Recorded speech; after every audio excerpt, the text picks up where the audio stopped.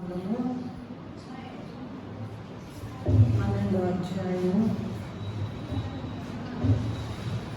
నిర్గమకాండము 12వ అధ్యాయము 29-30 వచనాలు చదువుతున్నామండి. నిర్గమకాండము 12వ అధ్యాయము 29-30 వచనాలు చదువుతున్నాం. చదివే వాళ్ళు కొద్దిగా సహాయం చేయండి. అర్ధరాత్రి వేళ జరిగినదేమనగా సింహాసనం మీద కూర్చున్న ఫరో మొదలుకొని చెరసాలలో ఉన్న ఖైదీ యొక్క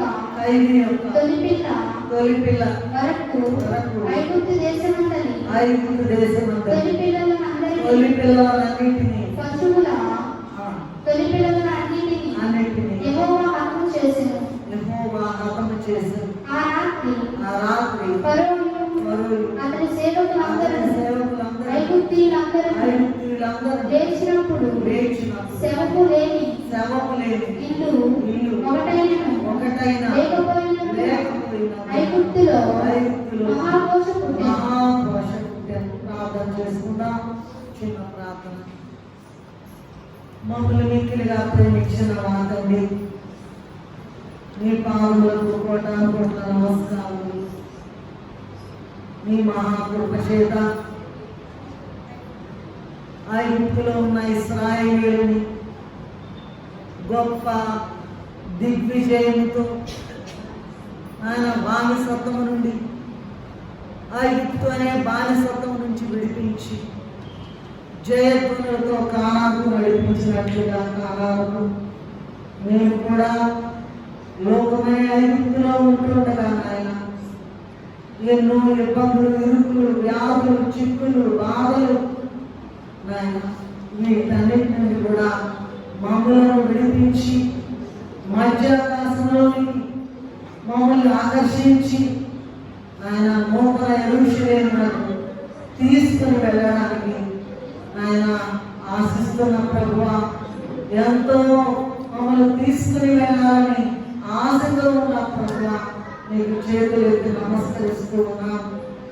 ఇదిగో నాయన ఐగుప్తుకు సంబంధించిన ఐగుప్తీయులకు సంబంధించిన అంతేకాదు నేను అర్ధరాత్రి వేళ జరిగిన కొన్ని సంఘటనలను మేము ధ్యానించుకోమని ఉండగా ఏమీ రాని, ఏమీ తెలియని, జ్ఞానం లేని నన్ను అవతలకి నెట్టివేసి మీరే మాతో వచ్చి మాతో మాట్లాడమని వచ్చి వేసిన యేసయ్య అతి పరిశుద్ధ నామములో ఎంతో వినయంతో వేడుకుని ప్రార్థిస్తున్నాము తండ్రి. అర్ధరాత్రి వేళ గొప్ప సందడాయేను, అదిగో పెళ్లి కుమారుడు వచ్చేనాడు. అర్ధరాత్రి వేళ గొప్ప సందడాయేను, అదిగో పెళ్లి కుమారుడు వచ్చేనాడు. సిద్ధపడి ఉన్నవారి వెళ్ళేటరుగా ఆభరణము మూలపడు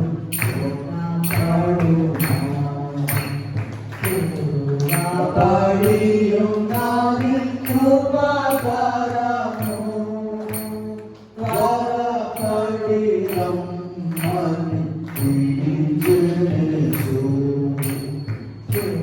త్వరపడి ఉన్నది కృపాకరము, త్వరపడి రమ్మని పిలిచెను. చాలు. వాక్యాన్ని మరొకసారి జ్ఞాపకం చేసుకుందాము. అర్ధరాత్రి వేళ జరిగినదేమనగా సింహాసనం మీద కూర్చున్న ఫరో మొదలుకొని చెరసాలలో ఉన్న ఖైదీ యొక్క తొలి పిల్ల వరకు. నిర్గమ 12వ అధ్యాయం 29-30 వచనాలు. తొలి పిల్ల వరకు ఐగుప్తు దేశమందరి తొలి పిల్లలందరినీ పశువులనన్నిటినీ యెహోవా హతము చేసెను. ఆ రాత్రి ఫరోయు అతని సేవకులందరూ ఐగుప్తీయులందరూ లేచినప్పుడు శవము లేని ఇల్లు ఒకటైనా లేకపోయినందున ఐగుప్తులో మహాఘోష పుట్టెను అనేటువంటి వాక్యాన్ని ఈ దినము మనము ధ్యానం చేసుకున్నాం. 2వ వచనం. ఈ సందర్భంగా ఈ దినము మన యొక్క వాక్యాంశం ఏంటంటే, బైబిల్ గ్రంథంలో అర్ధరాత్రి వేళ జరిగిన కొన్ని సంఘటనలను గురించి ధ్యానం చేయబోతున్నాం. ఏంటమ్మా? బైబిల్ గ్రంథంలో అర్ధరాత్రి వేళ జరిగిన సంఘటనలు చాలా ఉన్నాయి, కానీ కొన్నిటిని మాత్రమే, అన్ని ధ్యానం చేయడానికి సమయం చాలదు కనుక కొన్ని సంఘటనలను ధ్యానం చేసుకుందాం. కనుక ఈ దినం మనం పాఠ్యాంశం ఏంటి, వాక్యాంశం ఏంటి? బైబిల్ గ్రంథంలో అర్ధరాత్రి వేళ జరిగిన సంఘటనలు. దేవుడు తన సృష్టిలో మనందరికీ తెలిసినట్లుగానే రాత్రి పగలు ఏర్పాటు చేశారు.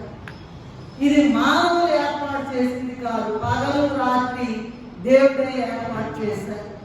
ఆదికాండము 1వ అధ్యాయము 3 నుండి 5 వరకు చదువుకున్నట్లయితే, చదవనక్కర్లేదు, దేవుడు వెలుగును చీకటిని వేరుపరచెను అని ఉన్నారు.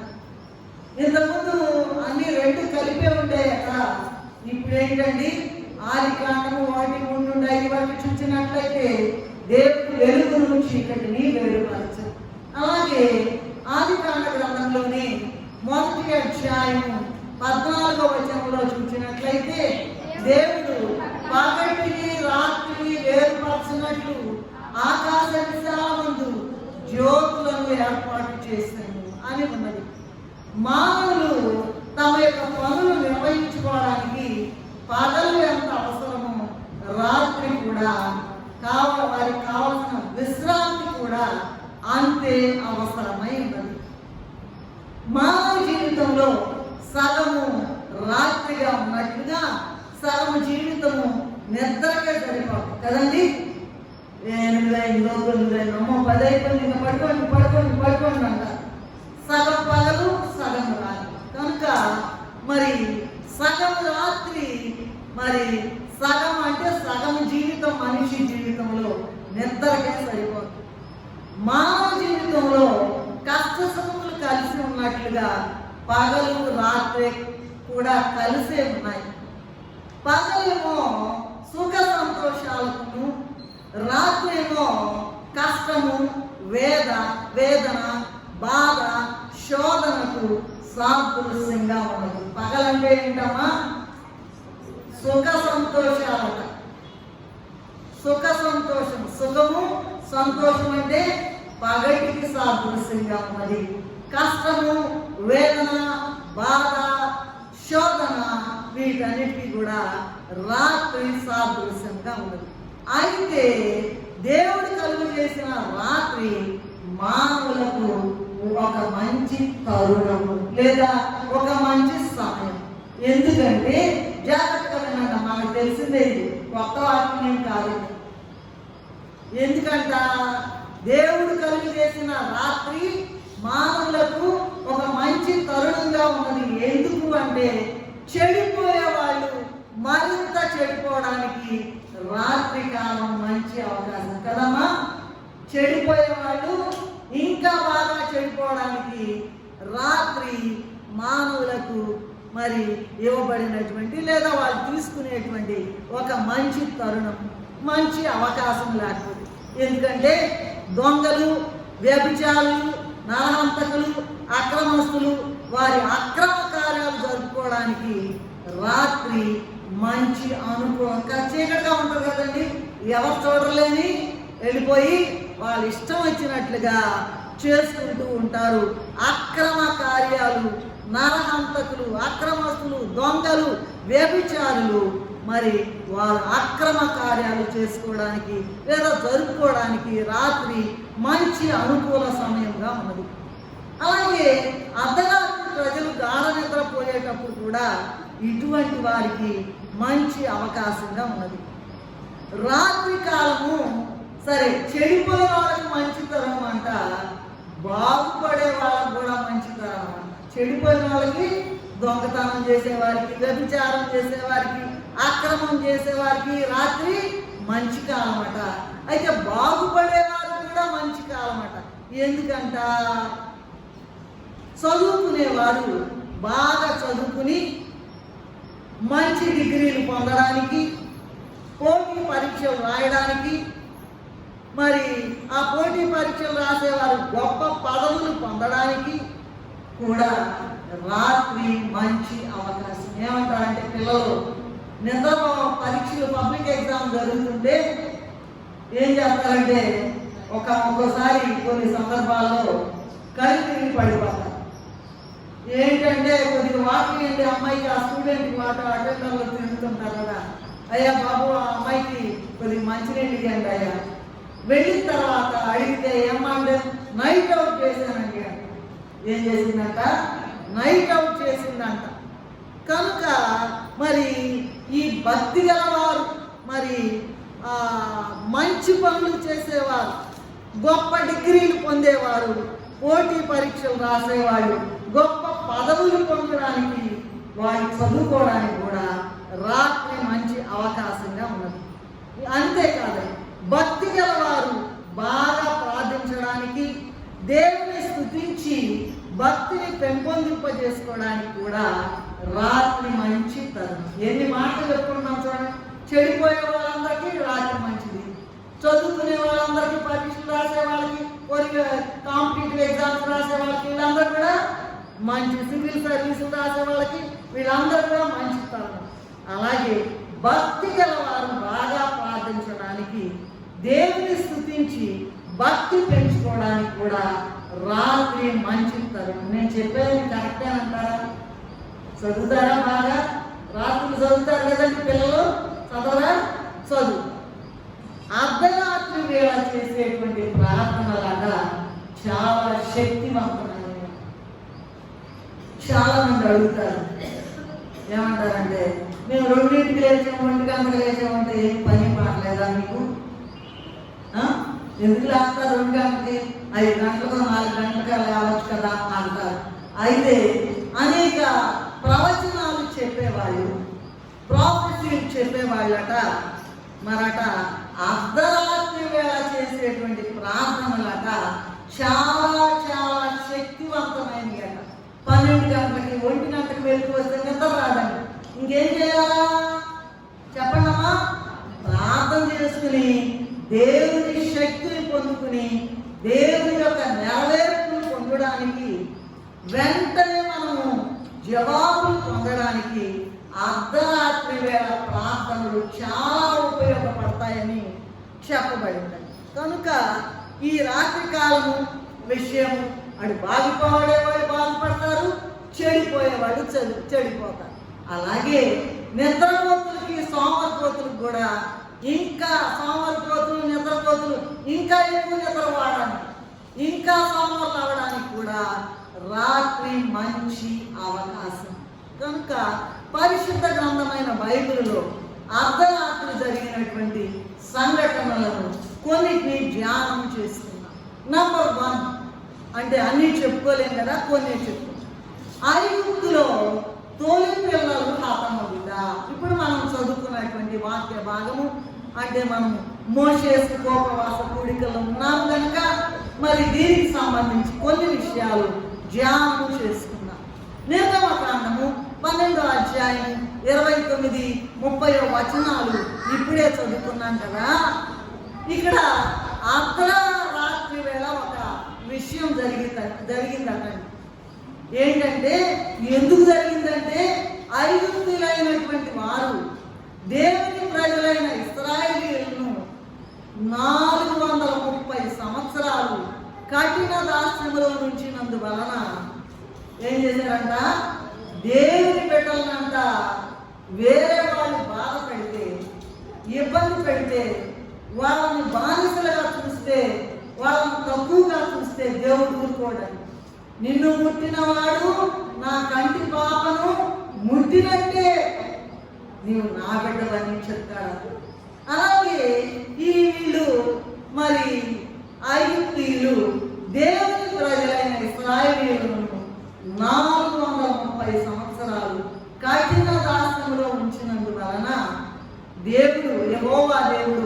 నిర్గమకాండము 6:6లోను, నిర్గమకాండములోని 7:4లోను ఐగుప్తు దేవతలన్నిటికీ కూడా తీర్పు తీర్చి ఐగుప్తీయులు తన ప్రజలను పెట్టిన శ్రమను బట్టి ప్రతి ఎంట తొలి చూలను సంహరించాడట.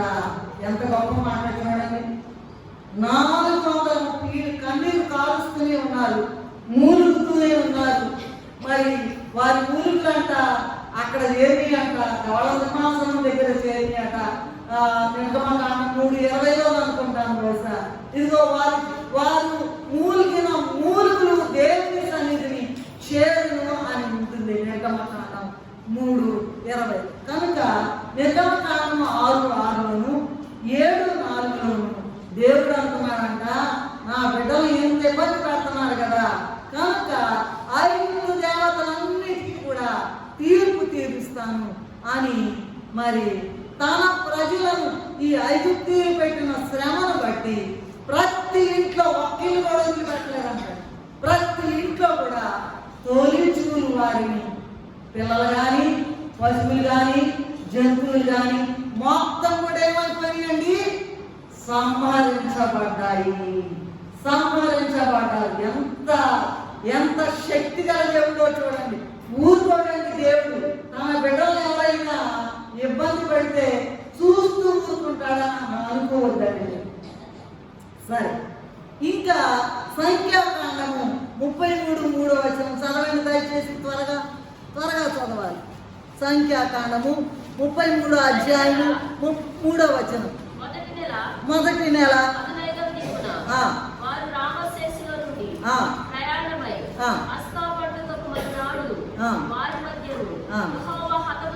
యెహోవా హతము చేసిన తొలి చూలందరినీ ఐగుప్తీయులు పాతిపెట్టుచుండగా ఇశ్రాయేలీయులు ఐగుప్తీయులందరి కన్నుల ఎదుట జయోత్సాహముతో.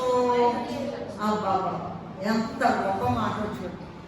1 రోజు కాదంట, 2 రోజులు కాదంట, 3 రోజులు కాదంట. ఎంతకాలం బాధ పెట్టారండి తన బిడ్డల్ని, ఏసై బిడ్డలు ఎంతకాలం బాధ పెట్టారంట? 430 సంవత్సరాలు వాళ్ళకు కఠిన దాస్యం చేయించారు కనుక దేవుడట ఇక ఊరుకొని తొలి పిల్లలందరినీ కూడా, ఐగుప్తులో ఉన్న తొలి పిల్లలందరినీ కూడా హతము చేసేసాడట. అప్పుడట వీళ్ళందరూ కూడా ఐగుప్తు ఇంట్లో ప్రతి ఇంట కూడా ఆ చనిపోయినటువంటి బిడ్డలను పాతి పెడుతూ ఉంటే ఈ ఇశ్రాయేలీయులు ఉన్నారే దేవుని బిడ్డలు జయోత్సాహంతో ఏం చేశారంటే ఎక్కడికి బయలుదేరారు? పాలు తేనెలు ప్రవహించే కానానికి. ఎంత గొప్ప మాట. అసలు ఇటువంటి దేవుడు ఎక్కడైనా ఉన్నాడా? తన బిడ్డలు బాధ పెడితే, తను నమ్ముకున్న వారిని బాధ పెడితే ఆయన తీర్పు తీరుస్తాడు. అయితే మనము తీర్పు తీర్చుకోడు, మనము ఏమన్నా చేద్దాంలే ప్రతిగా వాళ్ళు చేసిన అనుకోకూడదు. కానీ దేవునికి మనం అవకాశం ఇవ్వాలి. కనుక ఇశ్రాయేలీయులు ఐగుప్తీయులందరి కన్నుల ఎదుట జయోత్సాహంతో బయలుదేరి వచ్చి ఈనాడు కూడా అదే మాటను ఇక్కడ అప్లై చేసుకున్నట్లయితే ఈనాడు కూడా మనం అందరం కూడా 2వ రాకడకు సిద్ధపడుతున్నాం. 2వ రాకలో ఎత్తబడేటువంటి దేవుని జనాంగము ఐగుప్తీయులు అనేటువంటి ఈ లోకస్తులు బహుగా హింసిస్తూ ఉన్నారు. అది చాలా ముఖ్యమైన మాట. ఎగతాళి చేయడం, ఏం ప్రార్థన మీరు చేసేది? మందులు వేసుకోరు, అవి వేసుకోరు, ఈ వేసుకోరు, ప్రార్థన ఒకటి చేస్తే సరిపోతా? అట్లాంటి చాలా చిన్నవి ఇంకా భయంకరమైనవి. ఈనాడు 2వ రాకలో ఎత్తబడే దేవుని జనాంగమును మరి ఐగుప్తీయులనే ఈ లోకస్తులు బహుగా హింసిస్తున్నారు కనుక రేపు మధ్యాకాశంలోకి ప్రభు వచ్చినప్పుడు మనము పైకి బయలుదేరేటప్పుడు ఆనాడు ఐగుప్తీయులు పడిన శ్రమ కంటే ఎక్కువ శ్రమను ఈ లోకస్తులు అనుభవిస్తారు. ఇది చాలా మంచి మాట కదండి. అప్పుడేమో ఐగుప్తీయులు తన బిడ్డలే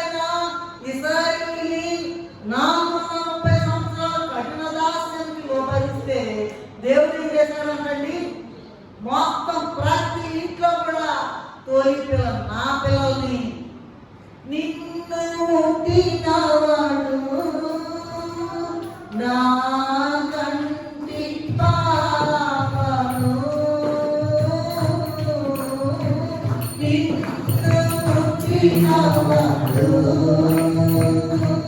నా కంటి పాపను పుట్టున వీసల వీచిన దేవుడు కాచెను గతకాలం కన్ను కాచెను గతకాలం కృపలను తలంచుచు కృపలను తలంచుచు ఆయుష్కాలమంతా ప్రభుని కృతజ్ఞతతో స్తుతించాలి.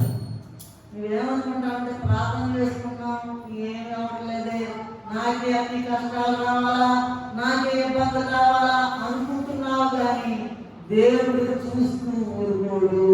ఖచ్చితంగా ఆయన సమయం వచ్చినప్పుడు, ఆయన సమయం ఉంటుందండి, ఆయన సమయం వచ్చినప్పుడు ఖచ్చితంగా తీర్పు తీరుస్తాడు. రైట్, మంచి మాట చెప్తున్నాం, మంచి మాట చెప్తున్నాం. అయితే ఇశ్రాయేలీయులు ఐగుప్తు నుండి బయలుదేరి పరమకాలానికి కానానికి వెళ్ళారు, పాలుతేనెలు ప్రవహించే దేశానికి. మనము కూడా మేఘమెక్కి పైకి వెళ్ళబోతున్నాం నూతన యెరూషలేముకి. అసలు నువ్వు ఎత్తబడే వరుసలో ఉన్నావా లేదా, అది ముఖ్యమైన పాయింట్. ఏంటండి, ఎత్తబడే వరుసలో ఉన్నావా? చేతులతో ఊరికి నేను సంతోషిస్తాను. ఎవరైనా ఎత్తబో భయపడిపోతున్నారండి, ఎవరు ఎత్తట్లేదు, ఇక్కడే ఉన్నాడు అది ఇక్కడే భూమిలో అతుక్కుపోయి మార్గానికి వెళ్ళచ్చు.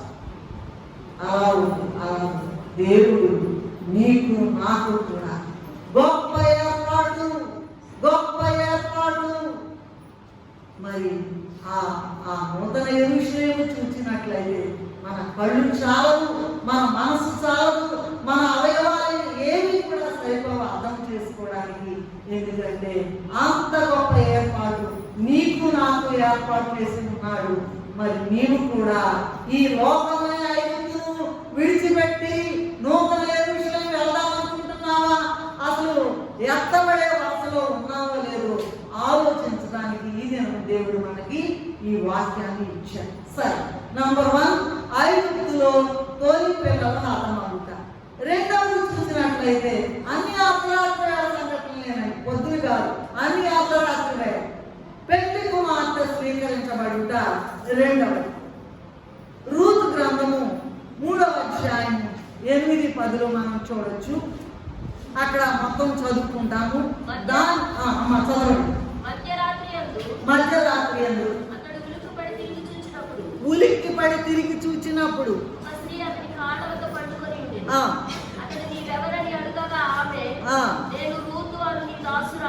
రూతు అను నీ దాసురాలు, నీవు నాకు సమీప బంధువుడవు గనుక ఈ దాసురాలి మీద నీ కొంగు కప్పుమనగా. చాలమ్మా, థ్యాంక్ యూ. పెళ్లి కుమార్తె కూడా అర్ధరాత్రి వేళ స్వీకరించబడతాడట. ఇందాక పాడుతున్నాగా, అర్ధరాత్రి వేళ గొప్ప సందడాయను, అదుగో పెళ్లి కుమారుడు వచ్చేనందుకు సిద్ధపడి ఉన్న వారే వెళ్ళెదరుగా, ఆ ద్వారము మూయబడును, జాగ్రత్త. టైం అయిపోయింది, ఇంకెంతకాలం కోరుకుంటాడండి దేవుడు. సరే, ఇక్కడ రూతు గ్రంథము మరొక వచనం చదువుకుందాం. 1వ అధ్యాయము 16-17 వచనాలు చదువుకుందాం. అందుకు రూతు రావద్దని విడిచిపెట్టమని నీవు వెళ్ళి చోటకే నేను వచ్చాను, నీవు నివసించు చోట నేను నివసించాను, నీ జనమే నా జనము, నీ దేవుడే నా దేవుడు. నీవు మృతి పొందు చోటే నేను కూడా మృతి. ఎంత గొప్ప మాట చూడండి. ఏంటది? ఈ రోజుల్లో ఏంటంటే ఈ రూతు గ్రంథం 1వ అధ్యాయం 16-17 వచనంలో చూసుకున్నట్లుగా రూత్ అట తనను తాను సమర్పించుకుందంట. అసలు ఈమె దేవుని యొక్క గొప్ప ఏర్పాట్లో ఉన్నటువంటి అన్య స్త్రీ, మోయాబు దేశానికి సంబంధించిన గొప్ప మరి ఏర్పాట్లో ఉన్నటువంటి దేవుని ఏర్పాట్లో ఉన్నటువంటి స్త్రీ అండి. ఈమె తనను తాను సమర్పించుకొని దిక్కులేని నయోమి అంటే అత్తగారు అన్నమాట, విధవరాలు, ముసలామె, వృద్ధాప్యంలో ఉన్నది. ఇద్దరిని ముందు పెట్టుకుని కోడళ్ళు ఇద్దరిని, అమ్మ వెళ్ళండమ్మా వెళ్ళండమ్మా. ఎందుకంటే నయోమి భర్త చనిపోయాడు, కుమారులు ఇద్దరు కూడా చనిపోయారు కనుక తల్లి మీరు మీ ఇళ్ళకి వెళ్ళండి అన్న. ఓర్ప అనేటువంటి పెద్ద కోడలు వెళ్ళిపోయింది, ముద్దు పెట్టుకుని అతని వెళ్ళిపోయిందట. ఈమె మాత్రం ఏమంటుందండి, నా వెంబడి రావద్దు నీవు, చదవండమ్మా, నన్ను విడిచిపెట్టమని బ్రతిమాలుకోవద్దు. నువ్వు ఎక్కడికి వెళ్తే నేను అక్కడే ఉంటా, నువ్వు ఎక్కడికి వెళ్తే నువ్వేం తింటే అదే తింటా, నువ్వు ఎక్కడ చచ్చిపోతే నేను కూడా అక్కడే.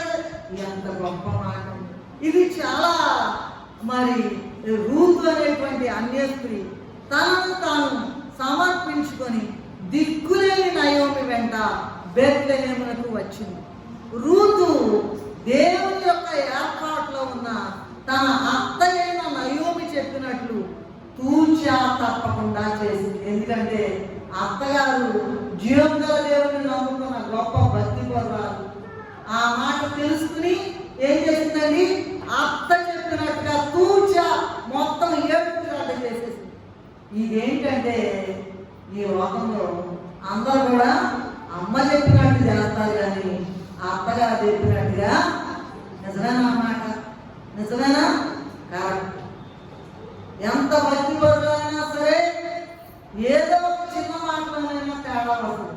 అయితే ఇక్కడ ఈ రూతు విషయము మనం మనకు అరుదుగా కనబడేటువంటి గొప్ప లక్షణము కనుక దేవుడట రూతు భక్తికి మెచ్చి బెత్లెహేములోనే గొప్ప భక్తి పరుడు ధనవంతుడైన బోయజును రూతు కొరకు ఏర్పాటు చేశాడట. అందుకే ఇప్పుడు చదివారు కదా, మధ్యరాత్రి యందు బోయజు ఉలికిపడి తిరిగి చూసినప్పుడు ఒక స్త్రీ అతని కాళ్ళ యొక్క పండుకొని ఉండెను. అయితే బోయజు ఆమె రూతు అని తెలుసుకుని ఆ దినములలోనే దేవుని ప్రజల మధ్య ఉన్న సంప్రదాయ ప్రకారం మాత్రమే రూతుని వివాహం చేసుకుని ఆమెను భార్యగా స్వీకరించినట్లుగా ఉన్నది. కనుక ఈ పెళ్లి కుమార్తెను స్వీకరించడం కూడా ఎప్పుడు జరిగిందమ్మా? అర్ధరాత్రి వేళ జరిగింది. ఇంకోటి మనకు బాగా తెలుసని 25వ అధ్యాయం మత్తయి సువార్త 25వ అధ్యాయంలో చూసినట్లయితే ఇక్కడ 10 మంది కన్యకలు ఉన్నారు. పెళ్లి కుమారుడు ఎదుర్కొన్నటకు తమ దివిటీలు పట్టుకుని అందరూ రెడీ అవుతున్నారంట. పెళ్లి కుమారుని రావాల్సిన అందరూ కునికి నిద్రించారట. మరి 25వ అధ్యాయంలో చూసుకోండి అమ్మా, ప్లీజ్ చదవలేదు అంటే టైం సరిపోదేమో. మత్తయి సువార్త 25:6 చదువుతున్నారు టీచర్ గారు. అర్ధరాత్రి వేళ అందరూ సిద్ధపడ్డారంట. అందరూ we're ready to meet the lord అని అనుకున్నారంట. రెడీ అయ్యారంట. అందరూ దివిటీలు పట్టుకున్నారంట. అందరూ కూడా సిద్ధపడ్డారంట. పెళ్లి కుమారుని అయినందు వలన అందరూ కునికి నిద్రించారట. మత్తయి సువార్త 25:6 అర్ధరాత్రి వేళ ఇదిగో పెళ్లి కుమారుడు అతను ఎదుర్కొనరండి అనే కేక అందరూ విన్నారంట. అంత ఇప్పటి వరకు అంత సమానమే. అందరూ రెడీ అయ్యారు, అందరూ దివిటీలు పట్టుకున్నారు. ఆలస్యం అయితే పెళ్లి కుమారులకు అందరూ నిద్రపోయారు. మరి అందరూ లేచారు. కేక వినబడింది, వస్తున్నాడు హో అని అందరూ లేచారు. అందరూ సిద్ధపడ్డారంట. మళ్ళీ అందరూ కూడా తమ దివిటీలు వెలిగించుకున్నారట. అందరూ కూడా వెలిగించుకున్నారట. అయితే వారిలో 5 అన్నారంట. ఇప్పటి వరకు అంత సమానమేనండి, ఇప్పటి వరకు అంత సమానం. ఆ 5 అన్నారంట, మా దివిటీలు ఆరిపోవచ్చు. ఏంటంట? నూనె లేదు. నూనె పరిశుద్ధాత్మకు గుర్తు. దేవుని యొక్క పరిశుద్ధాత్మ మీలో లేకపోయినట్లయితే, ఊరికే పెదవుల ప్రార్థన చేసినట్లయితే, లేదు, ముందే వచ్చి వెళ్తే సరిపోతుంది. అలా కాదండి. బైబిల్ విషయంలో అలా కాదండి. దేవుని స్వరం వినాలి, ప్రార్థన చేయాలి, దేవుని స్వరం కనిపెట్టాలి. ఎప్పుడు వస్తాడో దేవుడు అని ఎదురు చూడాలి, సిద్ధపడాలి. పెళ్లి కుమార్తెగా వాళ్ళంతా అంత రెడీ అయిపోయారు. 5 మా దివిటీలు ఆరిపోతున్నాయని మొదలైశారంట. వీళ్ళు అన్నారంట మంచోళ్ళు, బుద్ధి కలవారు, అమ్మమ్మ మా దగ్గర మా భూమి అది చాలదేమో, మీరు వెళ్ళిపోయి కొనేవారి దగ్గర అమ్మేవారి దగ్గర కొనుక్కోండి అన్న. సరే, వాళ్ళు కొనబోచుండగా, ఏంటండి కొనబోచుండగా పెళ్లి కుమారుడు వచ్చి సిద్ధపడిన 5 కన్యకలను పెళ్లి విందుకు తీసుకుని వెళ్ళాను. మత్తయి సువార్త 25వ అధ్యాయం 11వ వచనంలో చూసినట్లయితే అంతటా తలుపు వేయబడెను. ఎంత భయంకరమైన మాట చూద్దాం. ఏమైందంటండి? వెళ్ళిపోయారంట, 5 వెళ్ళిపోయారంట. వీళ్ళు ఇంకా కొంతనే ఉన్నారంట. పెళ్లి కుమారుడితో పాటు వెళ్ళిపోగానే ఏమైపోయిందండి? క్లోజ్ ద డోర్, అయిపోయింది. షట్ ద డోర్, ఇంకా నో మోర్ ఓపెనింగ్, ఇంకా అయిపోయింది. నీ జీవితకాలం అంతా ఇచ్చిన అవకాశాలు ఎంత వినియోగించుకున్నావు, సద్వినియోగం చేసుకున్నావా? ఏ రోజు వస్తాడంటే తేదీ ఏమీ తెలియదండి, ఎప్పుడు వస్తాడో తెలియదు. అందుకని ఎప్పుడు వస్తాడో రెడీగా ఉండాలి. ఏ దినమో తెలియదుగా. యేసు ప్రభుని రాకడ కాదు అనగా కాల్చుకుని ఉండాలి. ఏ రాత్రో ఏ పగలో ఏ రోజు ఎప్పుడో తెలియదు, కాల్చుకుని ఉండాలని చెప్తూ ఉన్నారు. కనుక పెళ్లి కుమార్తె స్వీకరించబడుట కూడా అర్ధరాత్రి వేళ జరిగింది. ఇది ఒక సంఘటన. మరొక సంఘటన కూడా ఉన్నది. మరి మార్కు సువార్త 11వ అధ్యాయం 35వ వచనంలో చూసినట్లయితే ప్రభు విషయం అక్కడ వ్రాసారండి. ఒక ఉపమానము. మరి ఆ ఇంటి యజమానుడు పొద్దుగూకి వచ్చును, అర్ధరాత్రి వచ్చును, కోడి కూయినప్పుడు వచ్చును, తెల్లవారినప్పుడు వచ్చును, ఎప్పుడు వచ్చునో తెలియదు. కనుక మనం బాహు మేళతోగా ఉండాలి. ఏంటండి? ఇంటి యజమానుట ఎక్కడికో వెళ్ళాడట, దేశ ప్రయాణము, దూరదేశం వెళ్ళాడట, ఎప్పుడు వస్తాడో తెలియదంట.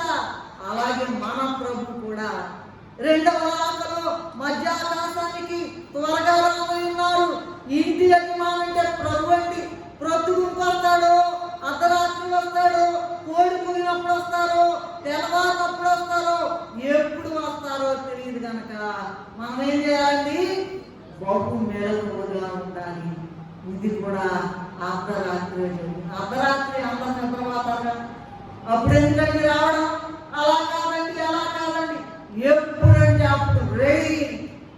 ఎప్పుడంటే అప్పుడు నూతన విషయం తీసుకెళ్ళి బంగారు వీధుల్లో తిప్పి ఎన్ని కిరీటాలు కావాలంటే ప్రార్థన చేసిన కిరీటాలంటే హతసాక్షులైన వారి యొక్క ఒళ్ళంతా మెరుస్తూనే ఉంటుందట నక్షత్రాలలాగా. ఎందుకంటే ఈ లోకంలో శ్రమలు అనుభవించి పెళ్లి కుమార్తెగా సిద్ధపడి వెళ్తున్నారు. అప్పుడు కూడా అర్ధరాత్రి వేళ గొప్ప సందడి అయిపోయిందంట. వచ్చేస్తున్నాడు గెట్ రెడీ అనుకుంటున్నారట. అందరూ రెడీ అయ్యారంట. లాస్ట్ మినిట్ లో వచ్చేసే టైంలో ఏమైందంటండి? వారు కొనబోచుండగా పెళ్లి కుమార్తె. ఇక్కడ కూడా ఎప్పుడు వస్తాడో తెలియదు. కనుక మీరు రెడీగా బహు మేళకుగా ఉండాలని చెప్తూ ఉన్నారు. కనుక పెళ్లి కుమార్తె స్వీకరించబడుట కూడా ఎప్పుడండి? అర్ధరాత్రి. 3వది చూద్దాము. దేవునితో సహవాసం చేయటం కూడా.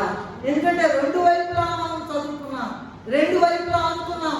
షట్డౌన్ ఇంకా షట్డౌన్ అయిపోవడానికి రాత్రి కాలమే, మంచోళ్ళు ఇంకా మంచోళ్ళు అయిపోవడానికి రాత్రి కాలమే. గొప్ప సివిల్ సర్వీసులు అవి ఇవి రాసేవాళ్ళు, గ్రూప్ 1, 2, 3, 4 ఇవన్నీ రాసేవాళ్ళు కూడా అర్ధరాత్రి. ఇగో ఎంసెట్ సీట్లు వచ్చిన తర్వాత అడిగితే ఎంసెట్ చదివేవాళ్ళే.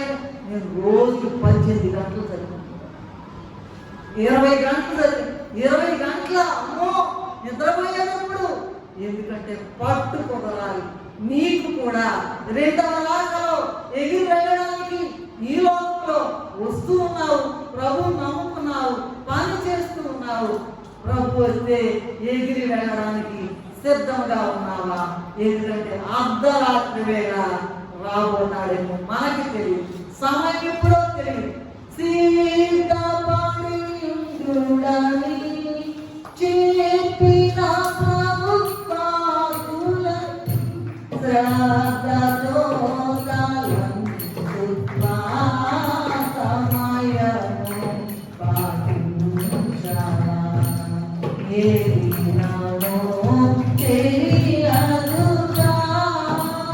ఎప్పుడంటాడో తెలీదు. రెడీగా ఉండండి. Get ready, get ready, get. ఇది రెండవది అయిపోయింది. మూడవది ఏంటంటే దేవునితో సహవాసం చేయడానికి కూడా అర్ధరాత్రి వేళ బహు గొప్ప సమయం అంటే. ఎలాగూ అంటే దావీదు మహారాజు అంట ఎప్పుడు చూసినా సరే అర్ధరాత్రి వేళ కృతజ్ఞతాస్తుతులు చెల్లిస్తాడట. కీర్తన గ్రంథము 119 అధ్యాయము 62వ వచనంలో చూసినట్లయితే న్యాయమైన నీ విధులను బట్టి నీ కృతజ్ఞతాస్తుతులు చెల్లించుటకు అర్ధరాత్రి వేళ నేను మేల్కొని వాడు. ఏంటండి? ఏంటి ఎప్పుడో చేయకూడదా ఏంటి? అర్ధరాత్రి చేస్తారంటే ముందుందాక మొట్టమొదట నేను చెప్పాను, గుర్తుందా? అర్ధరాత్రి వేళ చేసే ప్రార్థనలకు గొప్ప శక్తి ఉంటుంది, గొప్ప నెరవేర్పులు ఉంటాయి. పడుకొని సోమరిపోతుందాక నిద్రపోవాలి. సరే, 119:67 చూసాం కదా, చూసుకున్నాం కదా. ఈయన ఎప్పుడు చేస్తాడంట? స్తుతులు, కృతజ్ఞతాస్తుతులు చెల్లించడానికి అర్ధరాత్రి వేళ నేను మేల్కొని వాడునని దావీదు మహారాజు చెప్తా ఉన్నాడు. సరే, అర్ధరాత్రి దాకా అక్కడించండి. ఇక్కడికి వచ్చి మందిరంలో నిద్రపోతాం అన్నారు. అది కూడా అర్ధరాత్రి వేళ ఆగిపోయావు, ఇక్కడ వచ్చి టైంలోనే నిద్రపోతాం. ఇంకా చూద్దాం, చూడండి. దేవుని వాక్యము, విధులు, కట్టడలు దావీదుకు ఎంతో ఇష్టమటండి. కీర్తన గ్రంథము 119, 103 చదువుకున్నట్లయితే నీ వాక్యములు నా జిహ్వకు ఎంతో మధురములు, అవి నా నోటికి తేనె కంటే తీపిగా ఉన్నాయని చెప్తాను. ఎట్లా ఉన్నాయంట? అబ్బా, తేనె హనీ అంటారు కదండి, తేనె. అబ్బా, ఎంత బాగున్నాయో, ఎంత బాగున్నాయో, ఎంత బాగున్నాయి, తేనెలాగా ఉన్నాయండి. అంతకన్నా ఎక్కువ తీపిగా దేవుని వాక్యము ఆయనకున్నారు. దేవుని వాక్యం ఏంటండి? ఇంకా తీపిగా ఉందండి. కీర్తన గ్రంథం 63వ అధ్యాయము 4వ వచనం చదివినట్లయితే నా మాంసము మీద నిన్ను జ్ఞాపకం చేసుకుని రాత్రి జాముల యందు నిన్ను ధ్యానించినప్పుడు క్రొవ్వు నాకు దొరికినట్లుగా నా ప్రాణము తృప్తి పొందుతున్నది. అబ్బాబా, ఎంత గొప్ప మాట! అలా చదువుతారా? దేవుని వాక్యం గుర్తొస్తుందా? పండుకున్నప్పుడు ఊరికేనే కొంతమంది కండి సినిమా పాటలు గుర్తొస్తుంది. తప్పులేదు, చూస్తున్నారు. సంగమామ కథలు కూడా గుర్తొస్తాయి. తప్పులేదు, చదువుతున్నారు. దేవుని వాక్యం చదువుతున్నావా? దేవుని వాక్యము వినుట ద్వారానే వెలుగు కలుగును. చీకట్లో నువ్వు, చీకట్లో నేను వెలుగులో నడవాలంటే దేవుని వాక్యము చదవాలి. మరంట మంచం మీద జ్ఞాపకం చేసుకున్నాం. అదేంటండి? ఏ లేచిన గడిసేపు నాక ఒక గంట 2 గంటలైనా జ్ఞాపకం చేసుకోకూడదు కాదంట. మంచం మీద జ్ఞాపకం చేసుకుంటే రాత్రి జాముల యందు నిన్ను ధ్యానించినప్పుడు అర్ధరాత్రి ధ్యానిస్తాడట. మరి ఎప్పుడు ధ్యానిస్తాడు? 40 సంవత్సరాలు మరి ఇశ్రాయేలు మీద రాజుగా పరిపాలన చేసిన ఆయనంట రాత్రి కూడా బానికుండా రాత్రి కూడా ఏం చేస్తాడంటండి? ధ్యానం చేస్తుంటే, స్తుతి చేస్తుంటే క్రొవ్వు మెదడు నాకు దొరికినట్లుగా నా ప్రాణం తృప్తి పొందుతున్నది అని దావీదు మహారాజు చెప్తూ ఉన్నారు. కనుక దావీదు మహారాజుకి వాక్యం పట్ల ఉన్నటువంటి అనుభవం మనకు కూడా ఉన్నట్లయితే మనం కూడా అర్ధరాత్రి మేల్కొని దేవునికి కృతజ్ఞతాస్తుతులు చేయాలి. అయ్యా, నన్ను పుట్టించినందుకు స్తోత్రం, నాకు ఈ చదివించినందుకు స్తోత్రం, ఉద్యోగం ఇచ్చినందుకు స్తోత్రం, పెళ్లి చేసినందుకు స్తోత్రం, పిల్లలు ఇచ్చినందుకు స్తోత్రం, ఇల్లు ఇచ్చినందుకు స్తోత్రం, నేను తగనయ్యా, నువ్వే ఇచ్చావు అని అయ్యా నేను గొర్రెలు కాసుకునేవాడినయ్యా, నన్ను తీసుకొని సింహాసనం మీద కూర్చోబెట్టావయ్యా అయ్యా అయ్యా అని దండం పెట్టుకునేవాడట. అటువంటి స్థుతులు నువ్వు చెల్లిస్తున్నావా లేదా? ఇంకా ఈ స్థుతులు చెల్లించే వాళ్ళలో ఇంకొక ఉదాహరణ కూడా చెప్తాను. అపోస్తుల కార్యగ్రంథము 16వ అధ్యాయం 25వ వచనంలో చూసినట్లయితే, మధ్యరాత్రి వేళ పౌలు సీలయు దేవునికి ప్రార్థించుచు కీర్తనలు పాడుచుండిరి, కడిగిలు వినుచుండిరి. అప్పుడు అకస్మాత్తుగా మహాభూకంపం కలిగెను, చెరసాల పునాదులు ఆదిలను, వెంటనే తలుపులన్నీ తెరచుకొను, అందరి బంధకములు ఊడెను. ఎంత గొప్ప మాట అండి! ఆమెట భయంకరంగా కొట్టి రక్తాలు వచ్చేటట్టు కొట్టి వాళ్ళని చెరసాలలో పడేశారంట. అయ్యా నీ నామం కొరకు కొట్టబడడానికి, రక్తం కార్చడానికి మమ్మల్ని యోగ్యులుగా ఇచ్చావయ్యా అని దండం పెట్టుకుని స్తుతి చెల్లిస్తూ పాటలు పాడుతూ ఉన్నారట పౌలు సీలైనటువంటి వారు. అప్పుడట వారట పాటలు పాడుతూ దేవుని స్తుతిస్తూ ఉంటే మధ్యరాత్రి వేళట వాళ్ళ స్థుతుల కంట భూమి కంపించిందట. చెరసాల పునాదులు అదిరినాయంట, వెంటనే తలుపులన్నీ తెరుచుకున్నాయట. అందరి బంధకములు వాళ్ళు ఉన్నారు, మిగతా వాళ్ళు కూడా ఉన్నారు, అందరి బంధకాలు ఊడిపోయినాయి అంటండి. నీవు ఏమన్నా ప్రార్థన చేస్తుంటే, ఏమా నువ్వేమన్నా ప్రార్థన చేస్తుంటే ఏమన్నా జరుగుతుందా? భూమి కంపిస్తుందా? అదేంటంటే అంత పెద్ద పెద్ద మాటలు మాట్లాడతాను అనుకోవచ్చు, కానీ ఖచ్చితంగా కనిపిస్తుంది. ఖచ్చితంగా పరిస్థితులు వస్తారు. నీవు అర్ధరాత్రి లేచి ప్రార్థన చేయాలని ఆశ నీకు ఉండాలే, కానీ పరిస్థితులు దిగి వస్తారు మన దగ్గరికి. మనం వాళ్ళని ధ్యానంలో, ప్రార్థనలో మనం చూడగలం. ఇది మాకున్నటువంటి అనుభవం మేము చెప్తూ ఉన్నాం.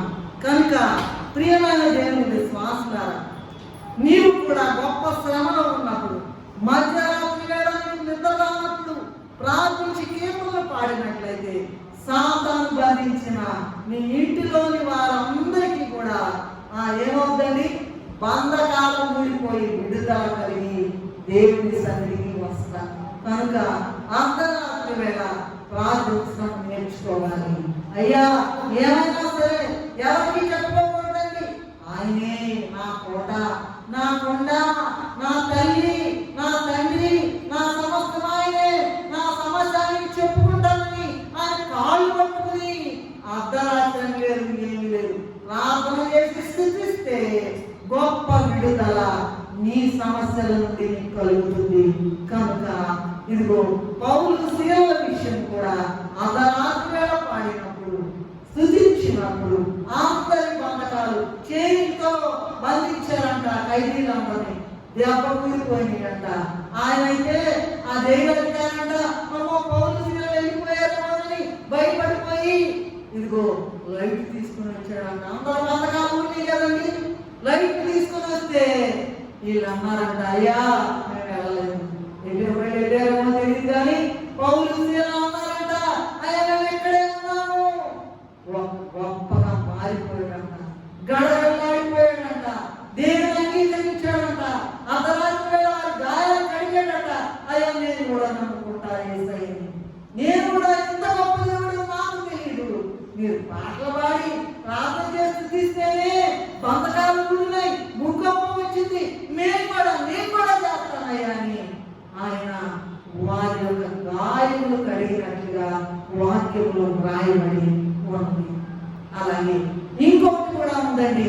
అర్ధరాత్రి వేళ లూకాసు సువార్త 11వ అధ్యాయం 5 నుంచి 11 వచనాల వరకు చదువుకున్నట్లయితే ఇక్కడ ఒక స్నేహితుడు ఉన్నాడండి, లేదా ఇద్దరు స్నేహితులు ఉన్నారు. ఒక వ్యక్తి అంట ఆయన ఇంటికి ఒక గెస్ట్ వచ్చాడంట. ఎప్పుడు వచ్చాడు? అర్ధరాత్రి వేళ వచ్చాడంట. ట్రైన్ లేదు, బస్సు లేవు, వెళ్ళడానికి కుదరదు. మా ఫ్రెండ్ ఉన్నాడు, ఏం చేశాడంటే ఆ ఇంటికి వచ్చాడు. ఎట్లా వెళ్ళడానికి లేదు, బస్సు లేదు, బండి లేదు, వెళ్ళాలి కదా, ఉండాలి కదా. కాస్త 4 గంటలు కళ్ళు మూసుకున్నానంటే తెల్లారితే బండ్లు బస్సులన్నీ తిరుగుతాయని తన స్నేహితుడి దగ్గరికి వెళ్ళాడు. వెళ్ళి అన్నాడంట, లూకాసు వార్త 11వ అధ్యాయం 5వ వచనంలో, అర్ధరాత్రి వేళ వచ్చాడట. అయ్యా ఓ ఫ్రెండు, నాకు 3 రొట్లు దయచేయ్యా, 3 రొట్లు అయ్యా, బదులు అయ్యా, నేను మళ్ళా నీకు 3 రొట్లు తెచ్చిస్తాను అన్నాడు. ఆయన చెప్పాడట, నాకు చిన్న పిల్లలు ఉన్నారు, నేను లేస్తే వాళ్ళు కూడా లేస్తారు, నిద్ర బాగు, రాత్రంతా నిద్ర ఉండదు, నేను ఇవ్వలేను అన్నాడంట. ఆయన కూడా మళ్ళీ మళ్ళీ మళ్ళీ మళ్ళీ మళ్ళీ సిగ్గుమాలి, ఏంటండి సిగ్గుమాలి, మాటి మాటికి అడిగిన స్నేహితుని కదా. నీ సమస్య విషయము, నీ ఇబ్బంది విషయము, నీ అవసరం విషయము ప్రభు పాదాలు పట్టుకుని సిగ్గుమాలి. ప్రభు చెప్పిన ఉపమానమే స్వయంగా ఇక్కడ ప్రభు ఏం చెప్పారు? సిగ్గుమాలివా, అయ్యా నాకు పిల్లలు కావాలయ్యా, అయ్యా నాకు ఉద్యోగం రావాలయ్యా, అయ్యా నాకు పెళ్లి కావాలయ్యా, అయ్యా నాకు ఇల్లు, నీకు ఇష్టం వచ్చింది అడగాలి. కానీ ఏమన్నా అనుకుంటాడేమో దేవుడు, ఇందాకే చేశాం మళ్ళీ ప్రార్థన, రాత్రంతా కూడా ప్రార్థన చేశాడు ప్రభువు. నువ్వు చేయలేవా? ఏమా ఎంత కాలం నుంచైనా వస్తారే కానీ అర్ధరాత్రి ప్రార్థన చేయడం, స్థుతించడం అనేది నేర్చుకోవడానికి ఈ వాక్యము, మనం బుద్ధి తెచ్చుకోవడానికి ఈ వాక్యం ఈ దినం మనకి ఇచ్చారు. కనుక ఇదిగో నేను ఇవ్వలేను అని చెప్పినప్పటికీ కూడా అతడు వెళ్లకుండా వారిద్దరి మధ్య ఉన్న స్నేహాన్ని బట్టి అతడు లేచి ఇచ్చేవారికి కూడా అడుగుతూనే ఉన్నాడు. మనము కూడా అర్ధరాత్రి వేళ మన అవసరతల కొరకు సిగ్గుమాలి మాటి మాటికి అడిగిన స్నేహితుల వలె దేవుని దగ్గర అడిగి పొందాలి. సరే, 3వ పాయింట్ కదమ్మా, దేవునితో సహవాసం చేయుట అర్ధరాత్రి వేళ. ఇక 4వది, సంసోను అనేటువంటి మహాబలశాలి న్యాయాధిపతి ఇశ్రాయేలుకి ఆయనట అర్ధరాత్రి వేళ బంధకాల నుండి విడిపింపబడ్డాడట. న్యాయాధిపతుల గ్రంథము 16వ అధ్యాయము 3వ వచనంలో చూసినట్లయితే, సంసోను మధ్యరాత్రి వరకు పండుకుని మధ్యరాత్రి లేచి పట్టణ తలుపులను వాటి ద్వారబంధములను పట్టుకుని వాటి అడ్డకర్రలతో వాటిని ఓడబెట్టి తన భుజం మీద పెట్టుకుని హెబ్రోనుకు ఎదురుగా ఉన్న కొండ కొరకు వాటిని తీసుకుని పోయేము. ఏంటండి దీనికి అంత బలంతో చూడండి. పట్టణం మొత్తం ఇదిగో చూడండి, పట్టణానికి పెద్ద తలుపులు ఉంటాయంటండి, బయట గది దగ్గర. ఆ తలుపులంట, వాటి ద్వారబంధాలంట, వాటి అడ్డకర్రలంట, వాటితో పాటు మొత్తాన్ని ఓడవలికి భుజాల మీద పెట్టుకుని హెబ్రోనుకి ఎదురుగా ఉన్న కొండ కొనకు వాటిని తీసుకుని పోయాడు. న్యాయాధిపతుల గ్రంథంలో దేవుని ప్రజలైన ఇశ్రాయేలీయులు పాపము చేసినప్పుడు దేవుడు వారిని ఆజ్ఞాజాతుల చేతికి అప్పగించాడు. తరువాత వారు శ్రమకు తాళలేనప్పుడు, దేవునికి మొరపెట్టినప్పుడు, తాళలేక దేవునికి మొరపెట్టినప్పుడు దేవుడు వారి కొరకు న్యాయాధిపతులను పంపించారట, విడుదల చేశారట. ఈ క్రమంలోనే న్యాయాధిపతుల గ్రంథము 13వ అధ్యాయం 1వ వచనం నుండి చూసుకున్నట్లయితే, ఇశ్రాయేలీయులు మరలా యెహోవా దృష్టికి దోషులు కాగా యెహోవా 40 సంవత్సరాలు వారిని ఫిలిష్తీయుల చేతికి అప్పగించారు. ఇశ్రాయేలీయులు ఫిలిష్తీయుల శ్రమకు తాళలేక దేవునికి మొరపెట్టినప్పుడు దేవుడు వారిని విడిపించడానికి దేవుని యొక్క మహాబలం కలిగిన సంసోనును పుట్టించాడు. సంసోను తన బలము చేత ఇశ్రాయేలుల పక్షంగా అక్కడే యుద్ధము చేసి ఒక్కడే ఇంకెవరిని ఒక రండి కొద్ది సహాయం చేస్తున్నాను అడగలేదంట. దేవుని యొక్క మహాబలం కలిగిన వాడు, నాజీరు చేయబడిన వాడు ఆయన. మొత్తం కూడా పట్టణపు ద్వారబంధములను మధ్యరాత్రిలో ఎవరి సహాయం లేకుండానే ఒంటరిగా పేరుకి పడేయడానికి ఎన్ని తలుపులు ఉన్నాయో, ఎన్ని ద్వారబంధాలు ఉన్నాయో, ఎన్ని అడ్డకాలు ఉన్నాయో, ఒక దెబ్బ అదేం శక్తి అండి? దేవుని యొక్క మహాశక్తి నీకు కూడా వస్తుంది. అట్లా చేసి దేవుని కృప వలన మరి సంసోను గారు గొప్ప విడుదల పొందినట్లుగా చూస్తూ ఉన్నాం వాక్యం. సాతాను కూడా నీకు అర్ధరాత్రి నిద్ర లేకుండా చేసి ఒక్కసారి భయపెట్టుంటాం. ఏం చేస్తుందమ్మా, దేవదాస్ అయ్యగారికి అయితే వచ్చి భూమి దగ్గర నుంచి ఆకాశం దాకా తలతలం వేసే కత్తి తీసుకొని వచ్చి ఈ రాత్రి నిన్ను నరికేస్తా అంట. నువ్వు ఇన్ని చేస్తావా? దైవరక్షణ రాస్తావా? సాధనలు రాస్తావా? రాగడ ప్రార్థన చేస్తావా? మరి ఇవన్నీ సమర్పణ ప్రార్థన చేస్తావా? ఇన్ని చేస్తావా? సాధనలు రాగస్తులు నేను ఇప్పుడే నరికి పోగులేస్తానని దేవదాస్ అయ్యారు చెప్పి అప్పుడు అయ్యారు, ఓ సాధన నీ ఒక్కరు నాలుగే దేవని అయ్యారు ఎదురు వైపు గ్రంథము చేతిలో పట్టుకున్నారంట అయ్యారు. ఆయన పడుకున్న మాంసం దగ్గర నుండి ఆ బైబుల్ అట ఆకాశం తోనకంటిందంటండి. ఎంత వేపులలోని సముద్రవాడు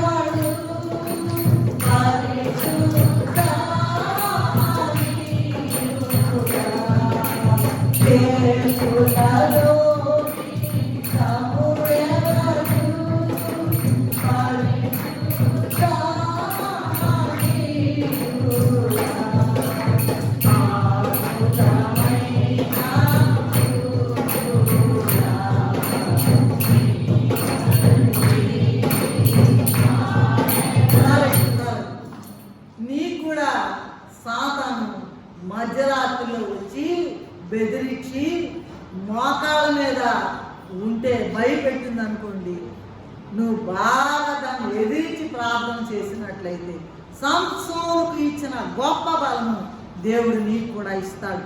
అదే తెలుగు క్రైస్తవ కీర్తనలు 72వ నంబర్ పాటలో పద్మ ఆ వచనం పాడుతూ ఉంటుందండి. సంసోను బలము నీకు ఇచ్చేదా, సంతోషించుము సంతోషించుము, హింసలో నీవు పోగు చేయము, నిన్ను ఎవరు హింసిస్తున్నారో ఆ మొత్తం పోగు చేసుకుని ధ్వంసము చేయము అనేటువంటి వచనాన్ని బట్టి శత్రువులు నీ మీద ప్రయోగించిన హింస చర్యలన్నింటినీ ధ్వంసము చేసి సంతోషించే కృప ఆ అర్ధరాత్రిలోనే దేవుడు నీకు అనుగ్రహించగలడు. కనుక న్యాయాధిపతుల గ్రంథంలో 16వ అధ్యాయము 31వ వచనంలో సంసోను 20 సంవత్సరాలు ఇశ్రాయేలుని న్యాయాధిపతిగా ఏమినట్లుగా మనం చూడగలము. అలాగే మనం కూడా ప్రకటన గ్రంథము 20వ అధ్యాయము 4వ వచనంలో ఉన్నట్లుగా మనము కూడా 1000 ఏళ్ళు ఎలపై యేసు రాజ్యమేమో మనం కూడా వెళ్ళిపోతాం క్రీస్తుతో కూడా రాజ్యం చేయడానికి. దానికి ఏం కావాలంట చెప్పండి అమ్మా, ఏం కావాలంట? నిద్రపోవటానికి ఉంది కదా అని అర్ధరాత్రి గొరకలు పెట్టమాకండి. అర్ధరాత్రి లేచి నీ సమస్యల కొరకు, నీ చిక్కుల కొరకు, నీ వేదనల కొరకు, నీ బాధల కొరకు, నీ చిక్కుల కొరకు, ఇదిగో మరి అవమానాల కొరకు, వేదన కొరకు, భయంకరమైన శోధన కొరకు ప్రార్థన చేయాలి. అప్పుడు అది శక్తివంతంగా ఉంటుంది. కనుక మరి సంసోను గారి విషయము మనం గొప్ప విషయాన్ని నేర్చుకున్నాం. తర్వాత చూసినట్లయితే అర్ధరాత్రి అంట అక్రమం జరిగిందంట. మరి ఇక్కడ మనము మొదటి రాజుల గ్రంథంలో చదివినట్లయితే 3వ అధ్యాయము 19-20 వచనాల్లో చూసినట్లయితే, అయితే రాత్రి ఇది పడకలో తన పిల్ల మీద పడగా అది చచ్చెను. కాబట్టి మధ్యరాత్రి ఇది లేచి నీ దాసినైన నేను నిలుచుచుండగా వచ్చి నా ప్రక్కలో నుండి నా బిడ్డను తీసుకుని తన కౌగిట్లో పెట్టుకుని చచ్చిన తన పిల్లను నా కౌగిట్లో ఉంచెను. ఇలాగూ ఒక స్త్రీ తన యొక్క చేతగాని తనను బట్టి తన బిడ్డను తానే చంపుకుని ఇతరుల బిడ్డను తన బిడ్డగా చేసుకోవాలని చూచినది. అయితే దేవుడు సొలొమోను రాజుకి ఇచ్చిన మహాజ్ఞానమును బట్టి బ్రతికున్న బిడ్డ యొక్క ఆశలు తెల్ల ఎవరో గుర్తించి ఆ తల్లికి తన బిడ్డను అప్పగించాడు. 2 స్త్రీలు ఉన్నారంటండి, 2కి పసిపిల్లలే ఒకే రోజు ప్రసవించారంట. ఒక ఆమంట ఆ అజాగ్రత్తగా ఉండి ఆ పిల్లవాడి మీద పడిందంట, వాడు చచ్చిపోయాడంట. తెల్లవాడికి అర్ధరాత్రి ఏం చేసిందంట, చచ్చిపోయిన పిల్లల్ని తీసుకెళ్ళి పక్కన కలుగులో పట్టుకోబెట్టి బతుకున్నటువంటి పిల్లల్ని తీసుకొచ్చి తన పక్క తీసుకొచ్చుకున్నాను.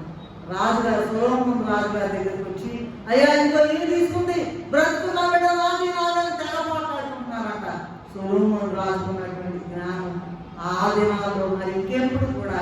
ఎవరికి కూడా లేదంట. విన్నాడట, వాళ్ళ వాదన విన్నాడట. అయితే నేను చేస్తాను, దేవుడు ఇచ్చిన గొప్ప జ్ఞానం. ఒక కత్తి తీసుకున్నామన్నాడంట, కత్తి తెచ్చారంట. అయితే బ్రతికున్న బిడ్డ యొక్క తల్లి అంట తన బిడ్డ చనిపోతాడని పేరుని తలుపుకొని అయ్యా అయ్యా చంపదు అయ్యా ఆమెకే ఇచ్చేది.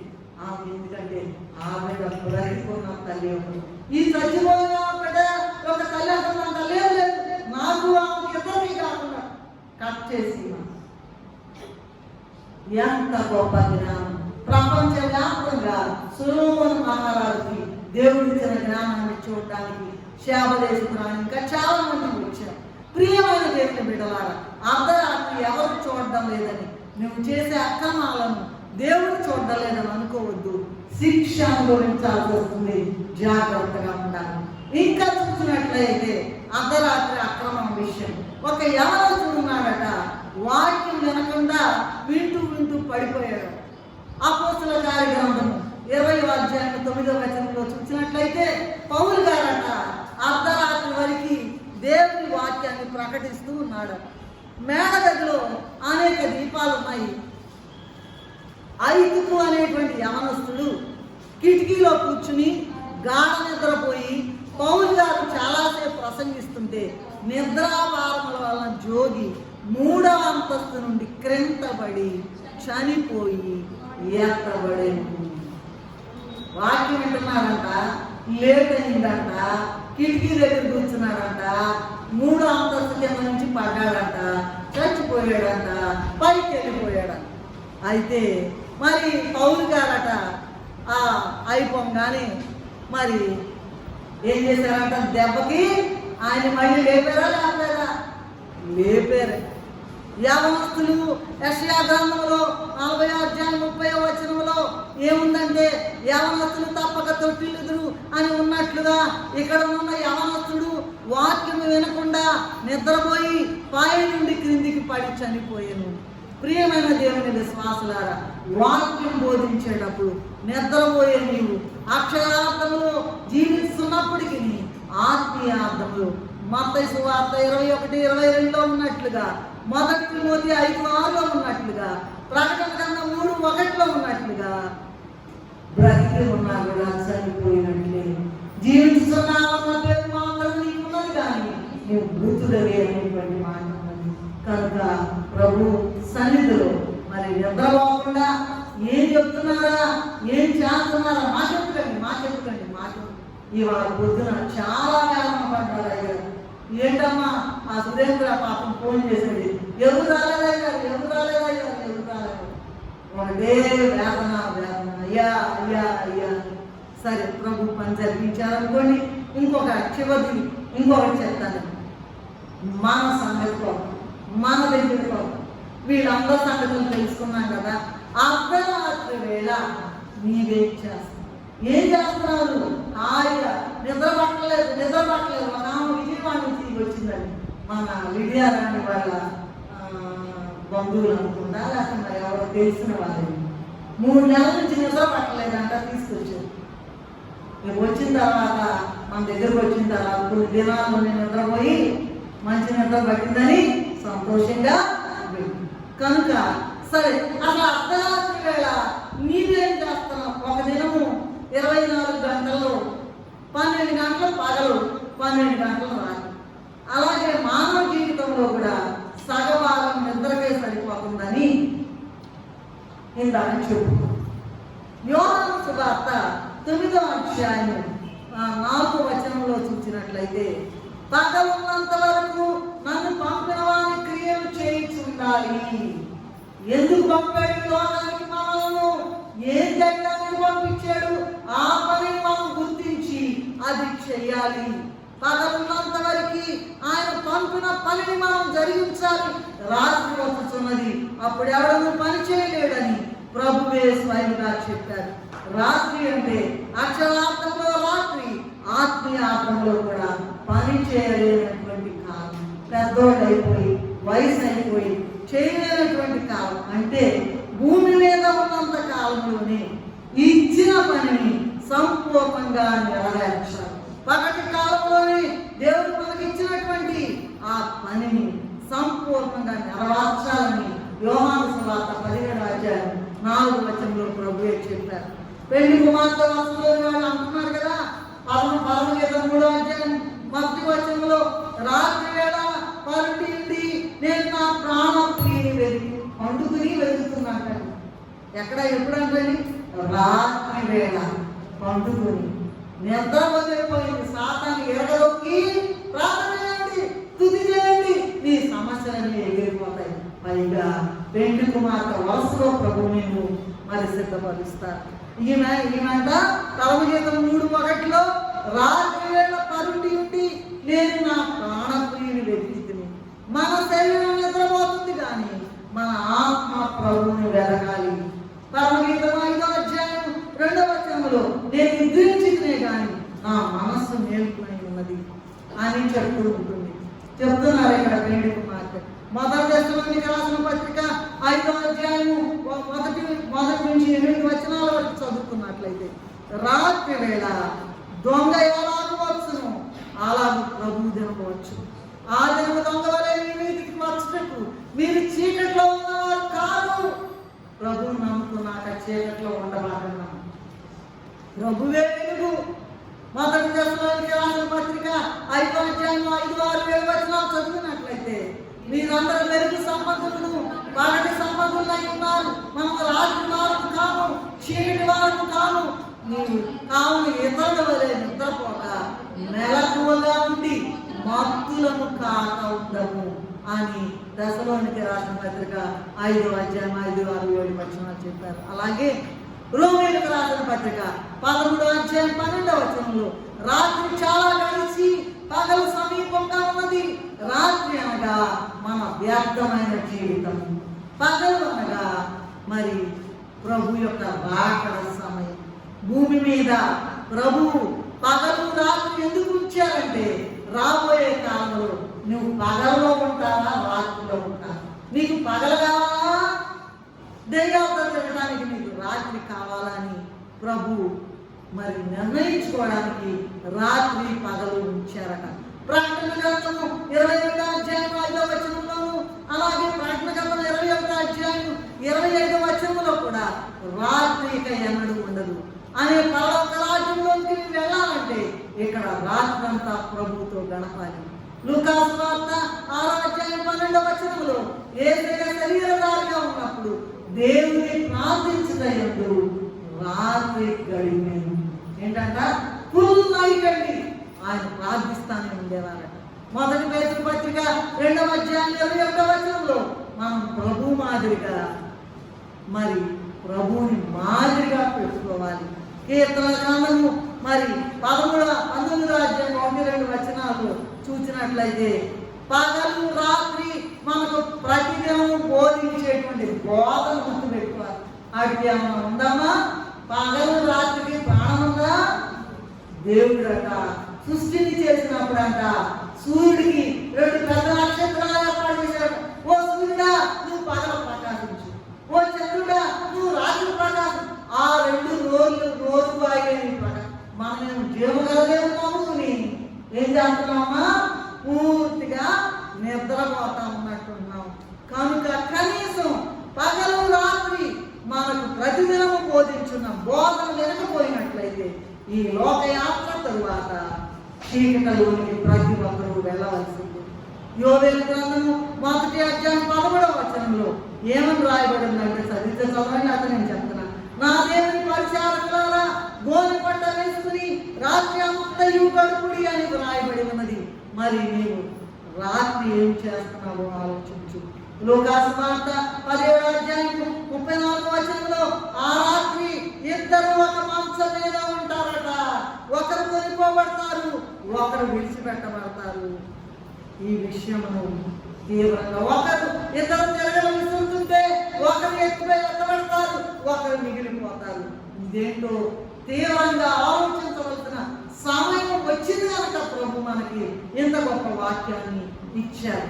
నేను ముగించక ముందు ఈ మనం చెప్పిన ఈ అంశాల్లో 5-6 అంశాలు ఒక మాట లిస్ట్ చెప్పేసి దాని సారాంశం చెప్పి నేను ముగించేస్తాను. ఈ ప్రసంగంలో ప్రభు మనకి ఇచ్చిన ఒక వర్తమానం ప్రకారం మొదటి అంశంలో ఉన్నట్లుగా ఈ లోకమనే ఐగుప్తులో నుండి నీ పిల్లలను పోగొట్టుకునే వలసలో ఉన్నావా, లేదా కుటుంబ సమేతంగా పరమకామానికి వెళ్ళే వలసలో ఉన్నావు? గుర్తు పెట్టుకోవాలి. నువ్వు ఆ విషయాన్ని గట్టిగా ఆలోచించాలి, పరిశీలించుకోవాల్సిన సమయము వచ్చింది. రెండవ అంశంలో ఉన్నట్లుగా మధ్యరాత్రి పెళ్లి కుమారుని యొక్క స్వరం విని ఆయన కలుసుకునేటువంటి వాసనలో ఉన్నాము. మూడవ అంశంలో ఉన్నట్లుగా మధ్యరాత్రి వేళ దేవుని స్తుతించి ప్రార్థించి మొరపెట్టే వాసనలో ఉన్నామా? నాలుగవ అంశంలో ఉన్నట్లుగా సంసోను బలం కలిగి నీ చుట్టూ కూడా నిన్ను బంధించాలని చూచుతున్న సాతానును వాడి సమూహమును జయించే వాసనలో ఉన్నావా? ఎంత గొప్ప మాటలండి. ఒకే మాటలో చెప్తున్నాం, అని ఉదాహరణ చెప్పుకున్నాం, కానీ జిస్ట్ చెప్పుకుంటున్నాం, సారాంశం చెప్పుకున్నాం. అలాగే ఐదవ అంశంలో ఉన్నట్లుగా వాక్యము వినకుండా పై నుండి పడిపోవుట, నీ పిల్లలను చంపుకొని ఇతర పిల్లలను దొంగిలించుట అనే అక్రమ వలసలో ఉండి బ్రతుకుతున్నావు. ఒక్కసారి ఆలోచించాలి. ఆరవ అంశంలో అర్ధరాత్రి కాలంలో నీవు ఉన్నావేమో, అర్ధరాత్రి కాలంలో నువ్వేం చేస్తున్నావు? అటువంటి ఆక్రమస్తుల వలసలో ఉండకుండా ఉండే భాగ్యము దయచేయాలని ప్రభు మనకి ఈ వాక్యాన్ని ఇచ్చారు. అట్టి ధన్యత తండ్రి మనకు అనుగ్రహించుగాక. చిన్న ప్రార్థన చేసుకుందాం. మమ్మల్ని నీకులుగా ప్రేమించిన మాటలు మేము కారణమని నీవు చెప్పే మాట వినడానికి మేము కారణం. మాకు యోగ్యత లేదు.